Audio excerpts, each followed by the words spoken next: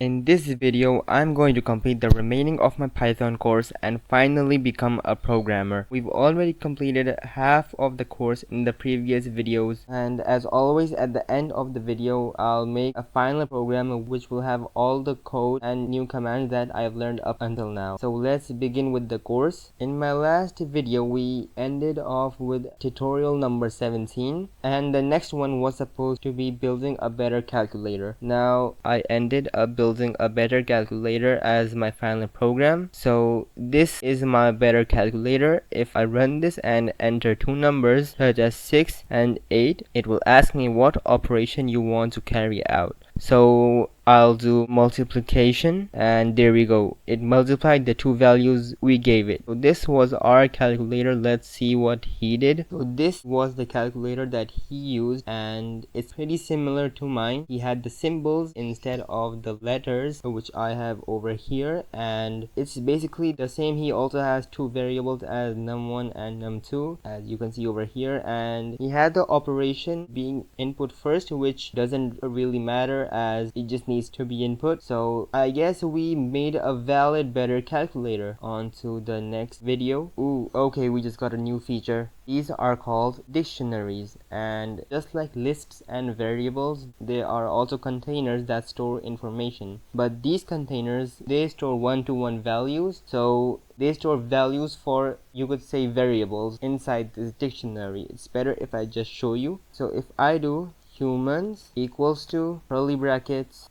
and then let's just say some names, so Toby, and then Maguire, and then Mike. So here we have our three names, and I can assign these values as if they were variables. So if I do a colon, and then I give them a boolean value, so if I do true and then comma, so over here I give them, let's say, a false, comma, and now I also give this guy a true. There we go. This is our dictionary, and we can give them any values. So I can also give them numbers, or I could also give them string values. So let's just say tall. There we go. So these basically store values. As now if I print them, humans, run, there we go. We have our dictionaries. As you can see, Toby is equals to true, Maguire is equals false, and Mike is equals to true. So basically this dictionary stores information about, you could say, variables, which also store information, and they store one-to-one information. Now what you can also do is that you can specify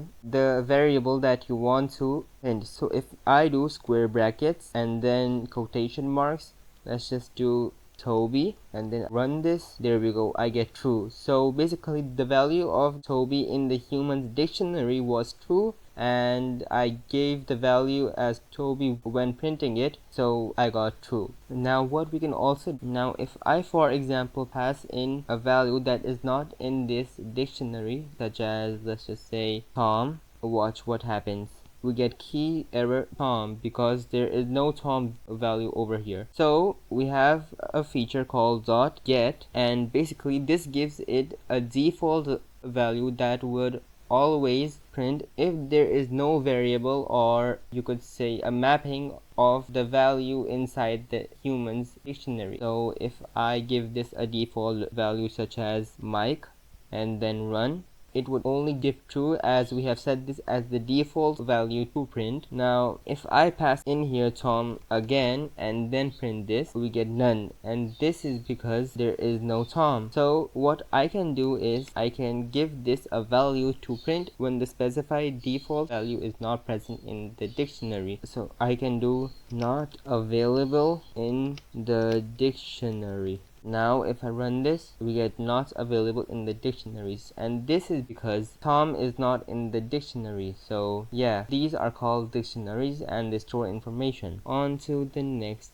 video. Okay, so now we're on to something called while loops, and these are pretty interesting. So basically how these work is, if I create a variable called number is equal to, let's say, 5, and then I do while, and over here now I pass in the condition. So I can pass number is less than, let's do 15, colon. Now over here I can do print number, And now what I can do is number is equals to number plus 1. There we go. And if I exit this while loop now, just like the if statements, I can do print numbers, numbers printed. And now watch. Wait, why didn't this work? Did I do something wrong here? Oh wait, this is supposed to be a less than sign. So now if I run this, we get all the numbers after 5 till below 15. And this is because what Python basically did here is that it checked if the number is less than 15, which it is. So it ran this while loop and it will print number, and as the while loop ends, the value of number will be added by 1. So basically we redefine the number variable inside this while loop by adding one value each time this while loop runs, and the while loop will keep running as long as the value of number is less than 15. Now if I increase this value, let's say 20, this while loop will not run. It will only run if the value is less than 15. So if I run this, there we go, numbers printed, and there we go. These are called while loops. Now I wonder if we can make this a bit more harder. So what if we use lists? So if I do numbers is equals to and make this a list, or I could do, wait, let's make this a bit different. Letters is equals to brackets and then A, B, C, and then D, comma. Now if I do while and letters, now what if I pass in an index value such as 0, and then I do is equals to A colon, there we go. Now I'm getting an error which is colon expected. Is this supposed to be a colon? An illegal target for a variable and notation. Yeah, so there's supposed to be an equals to sign, right? Wait, so how does this work? Letter is 0, so yeah, this is the index value is equals to A, which it is. Why doesn't this work? A, B, what if I make this 1? Nope. Okay, let's move on for now. Maybe this error will go away. So if I do print the letter is A, there we go. Nope, this error is still not going. Why though? Why is this happening? Like if I run this, cannot assign to subscript here. Maybe you meant, oh, such an idiot. This is supposed to be a double equals to sign. Now if I run this, the letter is a, oh, it's just going on and on and on. Okay, maybe I should stop this. Keyboard interrupt. Okay, so over here now, if I change this to, let's say 1, and I give this a statement such as print letter 1 is not equal to A. See this? Yep, there we go. Letters A. Oh wait, letter 0. Now run. Letter 0 is not equal to A. Okay, so we have a good understanding of while loops now. Let's head on to the next video. Whoa, okay, so this is a big game. Okay, so let's make this game, and it's called a guessing game, and we're supposed to guess words that the program wants us to guess, and if we get it wrong, we're supposed to try again. But if you get it right, then a message will appear saying you win. So let's see how we'll do this. So I think we'll first make a variable called guess is equals to, and let's set this as an empty string. Then we'll do word is equal to, let's say, cat. There we go. And now we will have to do a while loop because we want the user to keep guessing. So this would be while guess. Let me just make this smaller case. There we go. While guess is not equals to, this colon not equals to, by the way, not equal to word print try again. There we go.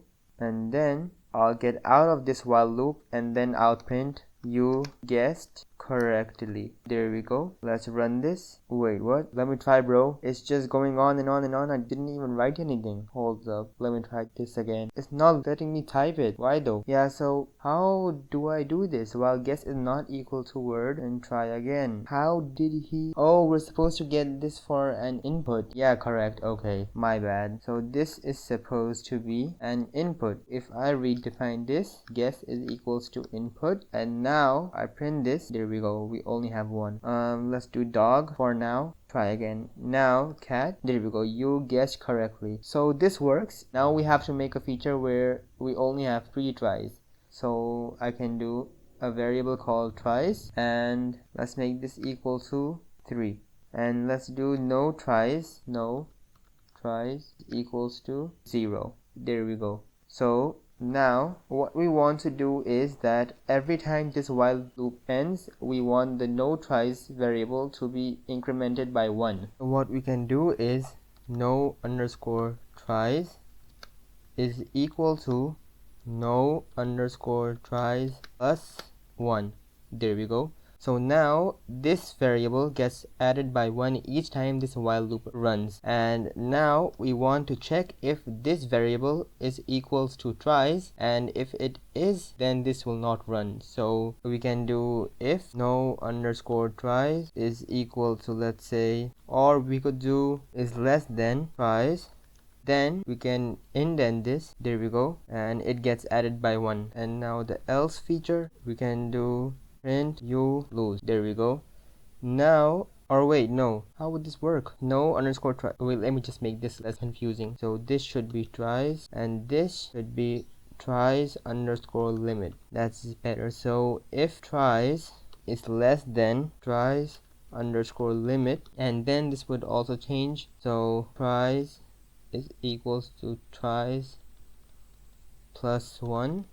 There we go. Then else, we have to set this as a feature that the program will then print you lose. But how do I do that? Do I have to make another if function? Or I could also define this as a variable, right? So if I do no underscore guesses is equals to false, and then I could do no underscore guesses is equals to true. I can redefine this as true. And now if I make another if function, so if no underscore guesses is equals to true, this should be double equals to, then we can do print out of guesses you lose. There we go. And then we can do else print you win. There we go.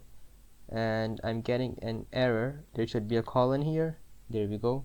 Let's run this. Try again. First let's do dog, then let's do mice, then let's do bat, and we get nothing.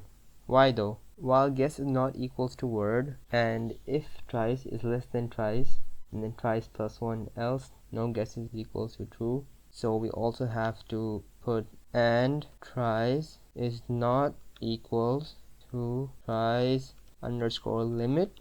Maybe this will work. So if I rerun this, try again, mice, oh that's just size, my bad, dog and bat, you what? It's supposed to be you lose. So if tries is not equals to tries underscore limit, which is 0 and 3, maybe if I make this a less than sign. Now will this work if I do LKH? You win. Nope. But wait, I'm already checking this over here. And maybe if I make this out of guesses, no underscore guesses. This is what he did, right? Yeah, out of guesses. So if I do is equals to false. Now if I run this, try again, KLJ. Out of guesses, you lose. Okay, this works finally. And then if I do cat, you win. Okay, this works finally after 10 minutes. On to the next video. Okay, so now we have for loops, and these are pretty amazing. So basically a for loop is just like a while loop. It loops through data, and what this does is that it iterates through each element or each instance in data, and this data can be anything such as a number, a string, but it cannot be a boolean. So if I give you an example, a for loop can be for, so after for we define the name. So this could be, let's say, letters in, and over here we can specify the data that we want. So this could be, for example, a string, and over here I can say alphabets. There we go. Now a colon, and now what we can do is we can print this, print letters. So this is our for loop, and for each letter in this alphabet we can print those values. So if I run this, there we go, we have A, L, P, H, basically all the alphabets or all the letters in the alphabet. And this name can be anything, so I can even name this, for example, let's say numbers for the sake of the explanation. And if I write numbers over here too, run, and there we go, it had no effect on the output of the program. So now we can also loop through numbers. So the way we do this in Python is that we write range, and then over here we specify a value, a number value. So let's do 50. There we go. Now if I run this, now we get all the values starting from 0 up until 50, but not including. So what we can do here is 51. There we go. And now we also get 50. Now can we loop through variables or lists? So if I do animals is equal to cat, can we loop through this? Remove this, animals, print. Yeah, so we can loop through variables. Can we do it in lists? So square brackets, cat, and let's do dog. There we go. Will this work? Yeah, so we can also loop through lists. What about a dictionary? So if I do curly brackets, cat, colon, cat, and then comma, dog, and then dog. There we go. And we loop through this. Yeah, cat and dog. So this also works. What if we do a tuple? So cat and then dog. And we loop through this. Yeah, we can. So this also works. Now what we can also do is that we can loop through a specific range of numbers. So we can, for say, loop through from 3 to 10, but not including 10. So if I do for numbers again in range, let's do 11. Now a colon, print numbers. Okay, now I can specify here the starting point of our range. So I could do, let's say, 3. Now from 3 till 11, but not including 11, it will print the values. So if I run this, there we go, 3, 4, 5, 6, 7, 8, 9, 10.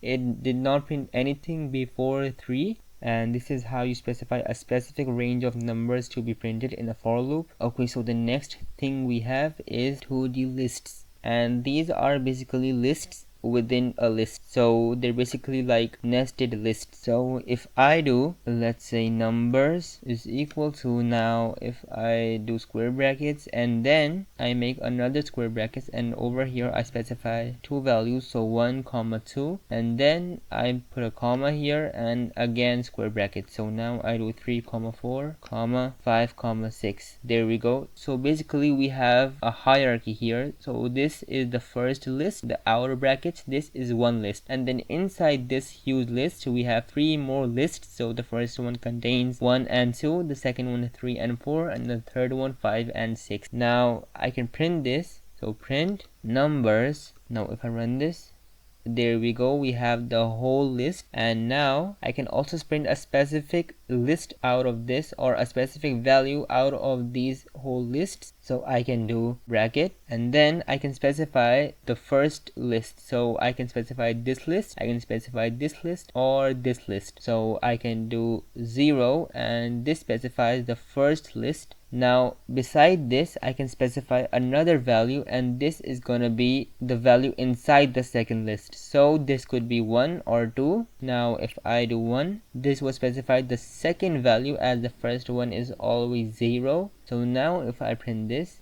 we're gonna get 2. So this is how nested lists work. Now another way to understand them better is in a different format. So if I show you again square brackets, and now I press enter, there we go. So now I can make as many lists as I can, and it would be much more easier to understand. So now if I do 1 comma 2, and then I do 2 comma or 3 comma 4, there we go. So now I can much easily specify the index of the element that I want to print in the data. So I can do print numbers, and now the first list specifies the row. I want the second row, so this should be 1. And now this specifies the column, so I want 4, so this would also be 1. And now if I print this, there we go, we get 4. So this is how 2D lists work. Now another thing that we have is called nested loops, and basically just like nested lists, these are for loops within a for loop, and the way this works is just as it sounds. Now I can use this example over here. So now if I do for row, as these are now rows because of the format, so we could do for row in numbers, and now we can specify another for loop. So this could be for element in row colon print element, and now let's try this. There we go, 4 1 2 3 4. It printed each value over here. So this is how nested for loops work. On to the next video. So what he did here is that he just built a translator in which any vowel will be converted into a G, and he used a function, for loops, and if statements. That's basically how he made this translator, and I'm not gonna make this because this is pretty simple and I've already learned all this. I want to learn some new commands. On to the next video. Ooh, okay, so now we have a new feature, and this is called a comment. They're basically messages or guides for another developer that they can see. So if I say hashtag and then I write this is a number nested list, there we go, and if I run this, this line does not appear because this is a comment and this will only appear inside the code. So I can use this to organize my code. So I can put over here print statement, and then over here I can do for loop, there we go. So these are, you could say, helping guides or messages for other programmers if you're working in a bigger environment, or for yourself to make this code look a bit more cleaner. Number 27. Okay, so now we have another new feature, and this one is pretty cool. So these are called try and except blocks. So these are basically codes, or you could say commands, that protect your code from crashing or breaking. So if I make a very simple calculator, so if I do num1 is equals to float input and then brackets, over here I say enter your first number, there we go, and then I copy this, paste, let's make this num2, let's make this second. Now I can do print num1 times num2, there we go. Now obviously if I run this and then I do 2 and I do 4, we get 8. But here's the thing, if I run this again and over here I put a string value such as red, there we go, value error, could not convert string to float. So basically we entered a string value as our input, which was supposed to be a float value. So the way we can fix this is I can write try, there we go, and then I just have to indent this, there we go. Now I can write except print, and over here let's say invalid input, there we go. And now if I run this and enter a string again, there we go, we got invalid input instead of the program breaking on us and stop working. So this is how a try and except block of code works, and this is pretty useful if you have a huge code and you cannot afford breaking it. There's also another thing, which is that you can specify which type of error this except block accepts. So the example that the tutorial guy used is the division by 0 error, and basically if I do value is equals to 10 divided by 0. Now if I run this, we got invalid input even though we did not enter anything yet. So why did this come? It's because of this 0. This is because if you have any common sense in math, anything divided by 0 is equal to 0. So if I copy this and paste it up over here above this, now watch, we get division by 0 and this time it breaks. So what we can do is if I copy this back and paste it over here, there we go. So now what I can do is that I can specify here the error that I want to handle. So I can do 0 division error, there we go, and I can put another except block over here, except, and what was that error? Oh yeah, the value error. So value error, print invalid input, and over here I could say not divisible by 0. Now if I run this, we get not divisible by 0. So it looked at this value variable and said, okay, instead of breaking, I'm just gonna print the except block of code, which was not divisible by 0 in the 0 division error except block. So if I now remove this and then run this, I can enter the input, so red, and it gives me this invalid input. So this is basically how these try and except blocks work. On to the next video. We just got a huge new feature, and we're going to now make another new file. So new, if I remember correctly, Python file, and over here I'm gonna say animals.py.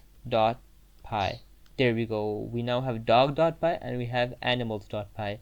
And over here I'm just gonna specify some animals. So let's do cat, dog, and then mice. There we go. Now let's just leave this as it is. Ignore these errors, and if I go to my original file now, and I can actually open this animals.py file inside my dog.py file. So if I do open brackets, quotation marks, and now I specified the file name, so animals.py, and after this I'll have a comma, another quotation mark, and now I can specify the mode in which I want to open this file. So I can do it in read with R, and what this does is that this basically reads this file. It doesn't write anything, it doesn't append anything, we cannot edit it, we can only read it. Now I can also do W, and what this does is that we can open this file and we can write something in it, so we can basically edit it. And we also have another one called A, and this is basically append. So if we want to append the data of a said file into another file, so we use this append command. And the one I just learned is the R one, so read. And there are many more. As you can see, there are a ton of these. Now that I specified this command, what I can do now is I can print this, but for that I have to first make this equal to a variable. So I can do animals is equal to open animals.py, and now I can print this, so print animals dot read. So if I run this now, we're gonna get the data, the text data, cat, dog, and mice that was in this animals.py file. So we basically imported it and made it equal to a variable over here, and we read it through this command. So there's also another thing we can do, and that is called checking if this file is readable or not. So if it is in the mode of reading or not.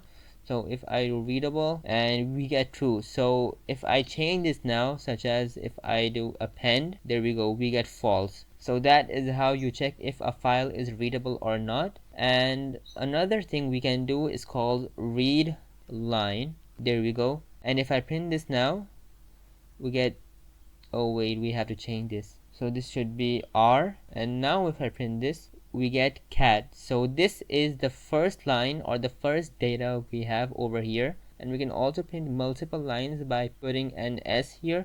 So read lines. And now if I run this, we're gonna get mice, dog, and cat. So we got everything. And generally after opening a file, we also close it. So I can do animals.close, and this is how you close a file. I can also specify the index I want to print. So if I do, let's say 1, and now I run this, we're gonna get dog, which was on the first index. And I wonder if I can do this without this. So only read line A. What? Oh, so this is, it checked the index of the letters in the first line. So if I make this, let's say 2, and run this, we're gonna get T. Yep.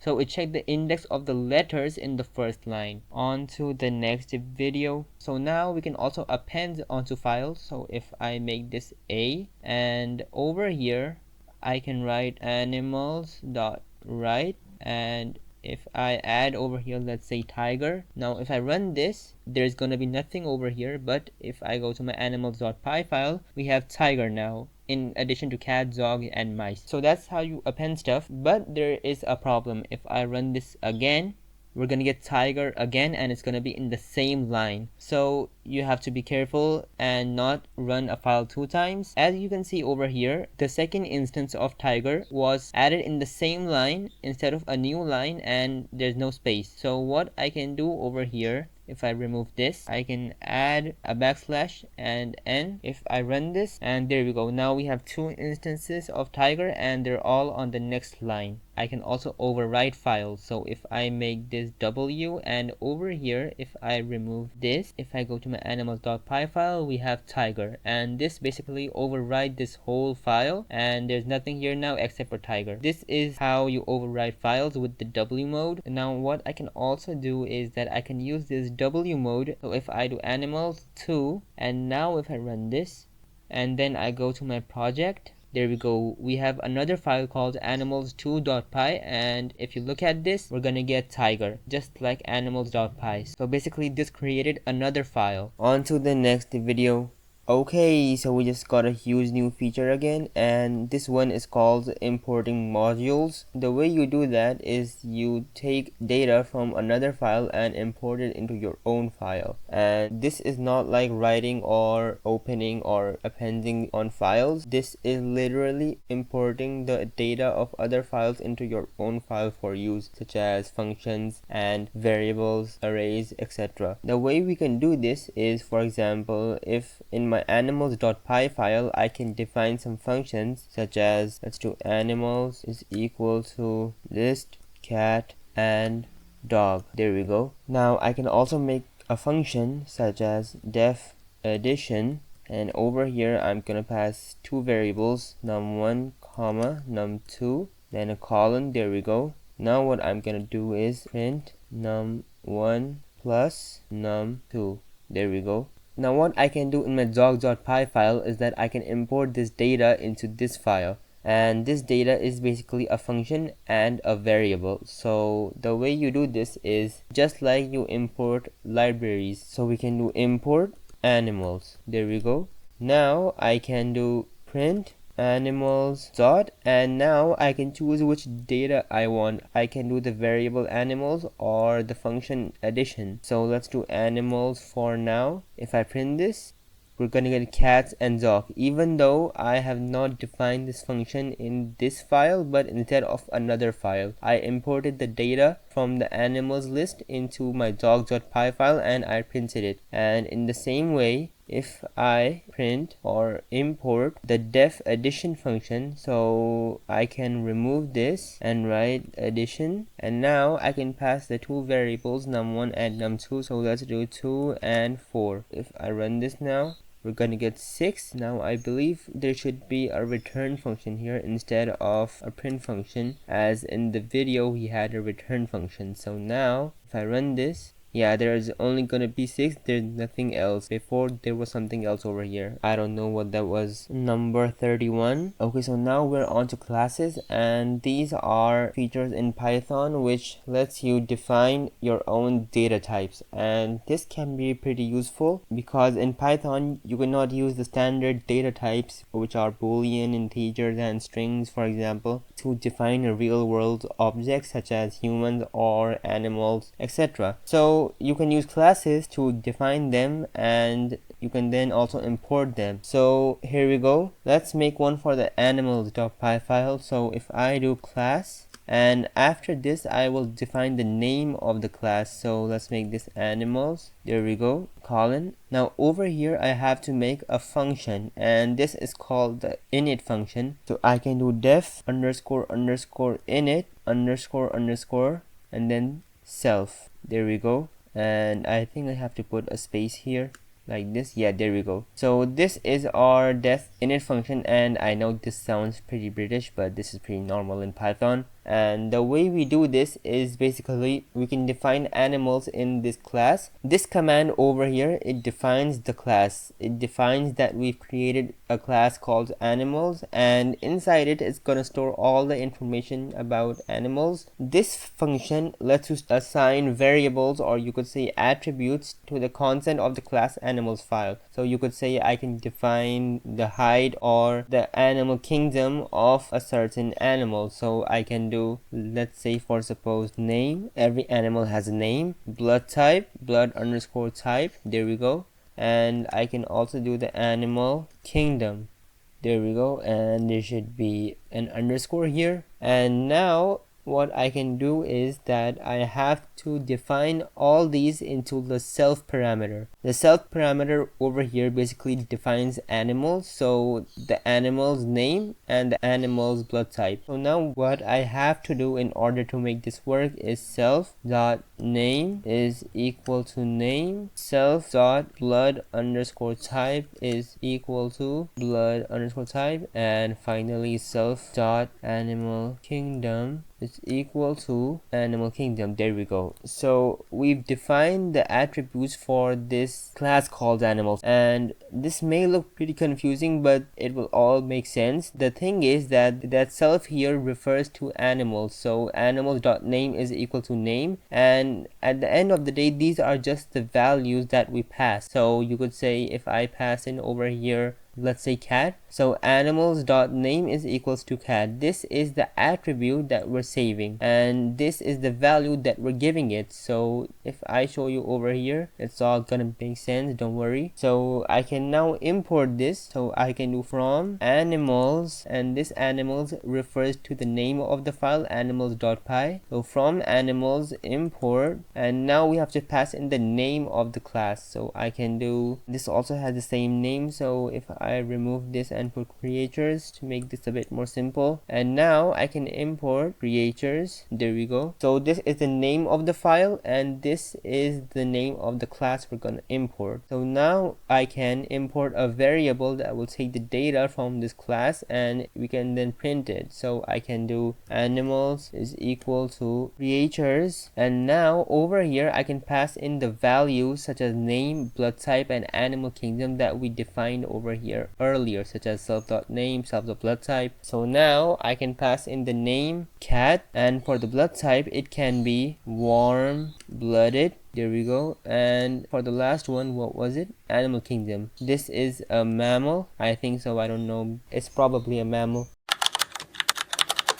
Yep, mammalia. So now if I print this, such as print animals, I can now print the index of the data that I want to print. So I can do animals dot name, and now I can run this. There we go, we got cat. So this is how classes work. We have our dog.py and our animals.py, and in our animals.py we defined the class called creators, and we added its attributes such as its name, its blood type, its animal kingdom, and we basically imported this into our dog.py file, which is our main file in which we created a variable called animals and we printed it. So I guess on to tutorial number 33. So now we can also make other functions inside classes. So I can make, for example, a function called def is underscore large, and then I can pass the self value. So here we go, and I'm just gonna make another variable over here called self dot size is equals to size, and over here I'm gonna define another variable called size. So now what I can do is I can make an if statement, and the purpose of this function is to tell if the animal is large or not. So we're gonna define this by a number. So let's say if self dot size is greater than, let's say 10, return large. There we go, and I think there's supposed to be colon over here. There we go. So now what we can do is elif self dot size is less than 10, we can do return and then small, and then finally we can do else return moderate. And this is our function. If it is greater than 10, then it is a large animal. If it is smaller than 10, then it is a small animal,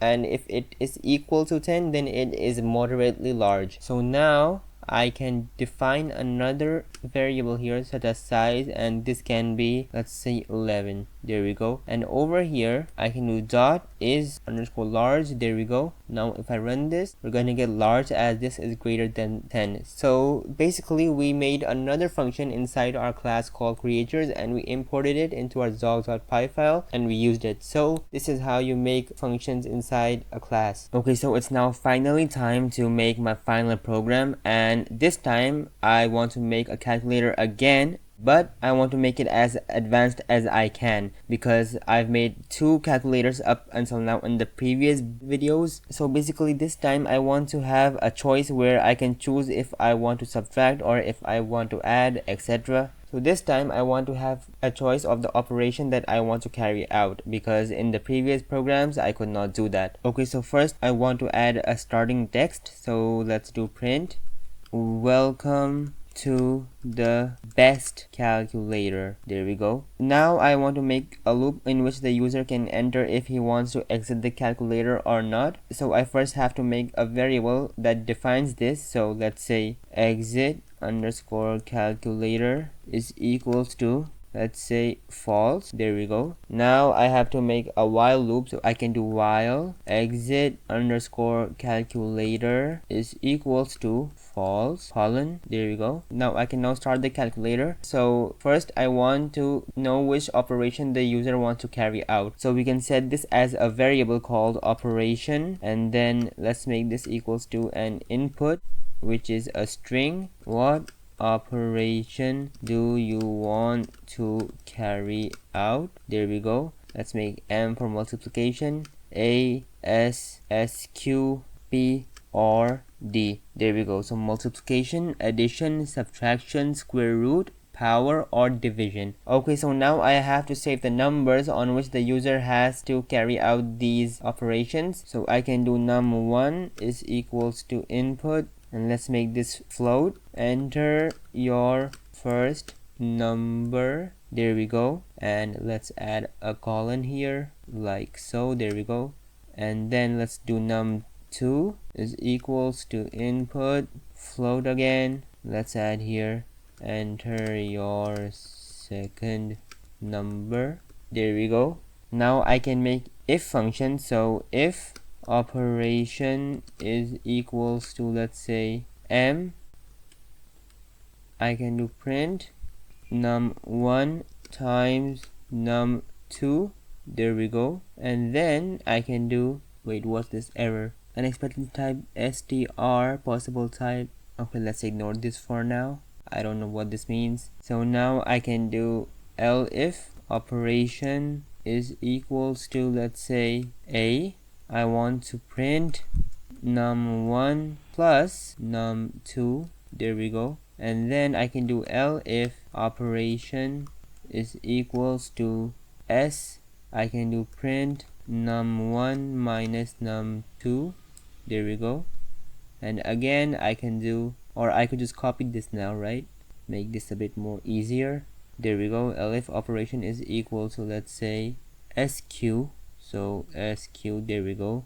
Now I have to remove this, and I think I need to add an import here. So import math. There we go. Oh wait, is this supposed to be lowercase? Math, yeah, lowercase. There we go. Remove this. Okay, so now I can print here, print square root, and then over here I can do num1. Let's also do sqrt num2. There we go. And I'm getting an error. What's this error? Unresolved reference. What? I imported it, right? Yeah, I imported it. So what's the issue? Okay, I think I'm gonna solve all these issues at the end. First, I'm just gonna make the structure of our code, and we'll solve all the problems later. So let's move on. Elif, or yeah, we can just paste this. There we go. So now let's make this P. There we go. And now I can do how num1 comma how num2. There we go. Now what's next? We have D for division. So D, let's do num1 divided by num2. There we go. Let me just add a space here. Yep. Okay. So now I can do else, and let's say invalid operation. There we go. After this, we can check if the user still wants to do another operation or not. So we can do exit is equals to input. There we go. Let's make this a string, and let's ask here, do you want to continue with the calculator? And now I can put over here y/no for yes or no. So I can now do if exit is equals to, let's do y. I can do exit, yeah, this one. Okay, so over here I can make this equals to true. and then I can do else. Let's make this exit underscore calculator is equals to false. There we go. So this is our calculator, and let's see if this works. Or wait, I should also make this dot lower, right? Because over here we have all these in lower. So there we go, dot lower. And let's see our issues now. So the first issue we have is this unresolved reference, even though we have imported here math, and it says here that we have an unused import statement. I don't know why. In number 9 we have unexpected type, string, possible types, this stuff. I don't know what that is. Let's just run this for now. What operation do you want to carry out? Let's do M. We have could not convert string to float, enter your first number. What? Why? We have input float. How about we first add the float function before the input function? So float and then bracket. There we go. Would this work? So this could be M again, and yeah, so this works now. And so let me just change this to float. There we go. So this also works. So now let's run this again. What operation do you want to carry out? M, enter your first number, let's say 12, then let's do 24. Do you want to continue with this calculator? Yes. Okay, so this works. Okay, so now what we can check is this, which is an error over here. So this is an error on line number 25. So this one, comparison to true, should be if condition is true or if condition, what? If exit is equals to y, exit underscore calculator is equals to true. I don't understand this. Let's just try it. So let's run this again. Let's add here M. Let's do 2. Let's do 4. Do you want to continue with this calculator? Let's do no. What? It should have stopped it. So this is our problem, and if exit is equals to y, then this should be false, right? No, wait, this should be true. Wait, let me run this again. So this should be M2, 2, there we go. You want to continue with this calculator? I don't, so let's do N, there we go. Did I do this wrong? If the exit is equals to y, yes, I want to continue, and it should be, oh wait, no, I made this opposite, so this should be false, and this should be true, right? So now, if I run this again, let's do M2, 2, so now if I do N, we're gonna get, okay, this should have stopped. If exit is equals to y, exit underscore is equals to false. Okay, done. Else, exit underscore calculator is equals to true. Yeah, so what if I will print you have exited the calculator? Now, this should be a D. There we go. Now, if I run this again, let's do A, 2, 2, no. Why is it still continuing? It should be exit is equal to true then, right? What if I make this the other way around? So this should be N, and this should be true, and this should be false. There we go. Now if I run this, so S, 3, 2, with 1, no. It should have stopped. Why is it still working? Let me just make this dot lower too.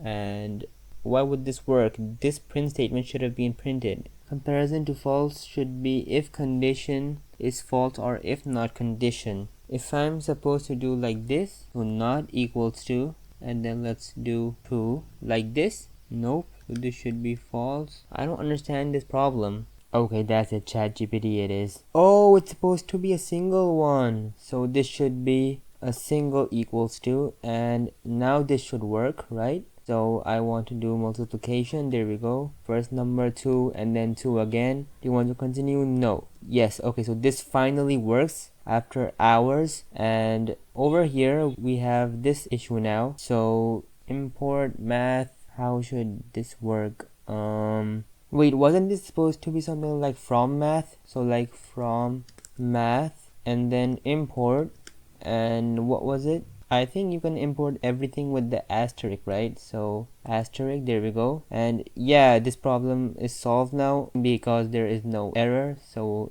let's see this as Q, first number 4, second number 16. There we go. So this finally works. And if I do yes, it also works. So now what haven't we tried yet? The power. So P, there we go. Enter your first number 2 and then 4. How expected 2 arguments got 1. What? Oh wait, the first number was to be squared by the second number, so there's supposed to be two numbers. So I can do, let's say, num2, and over here I could do num1. So now if I try this, p, first number 2 and then 4. Okay, yeah, so this works, but I don't think this makes much sense, right? Because you want to be able to have your own choice. So what if I change this to, let's say, elif how underscore num. Let's make this equals to float input, and let's say enter the power you want to raise to. There we go. And then I can do print pow, and then I could do num1 comma pow underscore num. There we go. And then I could also do again pow num2 comma pow underscore num. There we go. This should work now, right? So if I do p first number 2, and then I could do 4, enter the power you want to raise to. So this could be 2. There we go. 4 and 16. Yeah, so this works now. Okay, so we finally done this, and this is our final calculator, which is the best I've made yet. And I think this is supposed to be CALC. There we go. So this is our final calculator. And wait, is there supposed to be a print statement here? Yeah, I think so. Print and bracket. There we go. So this works, and I guess I'll see you in the next video.